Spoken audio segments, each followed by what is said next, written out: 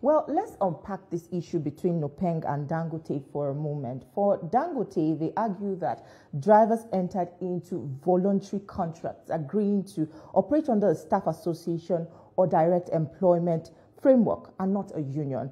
For them, they say that this avoids disruptions and ensures stability in the fuel distribution system. And for the labor unions, which is Nupeng and NLC, they say that these agreements appear cohesive and unconstitutional, and they base the argument on Section 40 of Nigeria's Constitution and international labor conventions, which guarantees workers the right to form or join unions. So for them, even if these drivers sign this agreement, labor advocates argue that those waivers are invalid because it violates their constitutional rights and constitutional rights cannot be signed away. Now, for me, what would you say? Which of these arguments would you say weighs more? The argument is this: we are a constitutional democracy. We have started the Constitution, Section 40, on association. Then the same Constitution, if we go to Section 16 on economic policy, or economic objective on directive principle, which is not justiciable anyway, you will see that the Constitution ensured what, as a mission statement, balanced, dynamic, and efficient economy based on social justice, equality of status, and opportunity.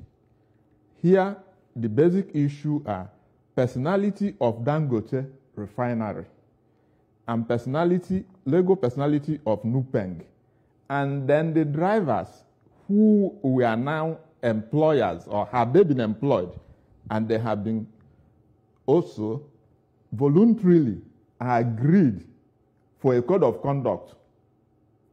When we weigh this together, Dangote is not what? A public company. We have to bear this in mind. Within the context of the Constitution, which talks of association, the next issue, or the next section, 41, talks of what? Freedom of movement and the rest of them. So, and then there is freedom of conscience on the same subject matter of what? Fundamental rights.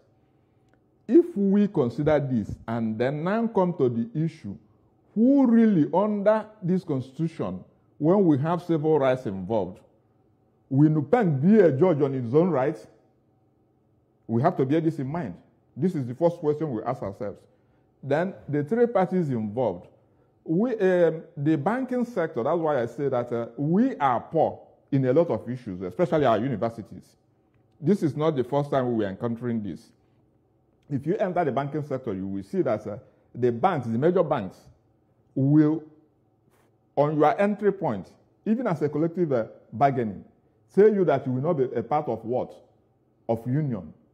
Within the sector, you may grow to go into that, but once there is a problem, you will now be confronted with what you signed on coming in. Here, your fundamental rights of privacy, conscience, and the rest was an issue when you went into what? A contract.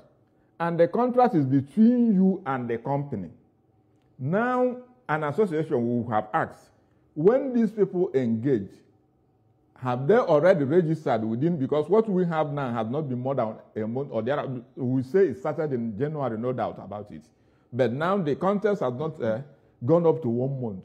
And then when they went in, have they really enlisted as members of Nupeng immediately to bring this issue? Then, having seen this scenario I have just set in, this is a private company that came in, has the freedom of movement and association as you have on your own private rights. Then after that, the next question is this.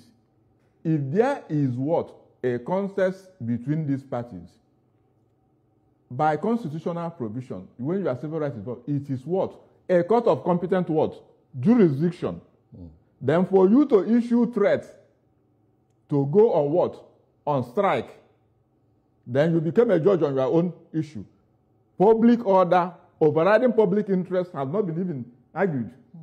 So the issue, we have gone through this, if you remembered, what we called then the June 12th tankers, when Asyodo was there, Secretary of Government, then this issue of NUPENG, then equalization prices and equalization commission and acts were all part of that. He brought in the 100 tankers then, which we call June 12th, if you remember then, over the same NUPENG issue.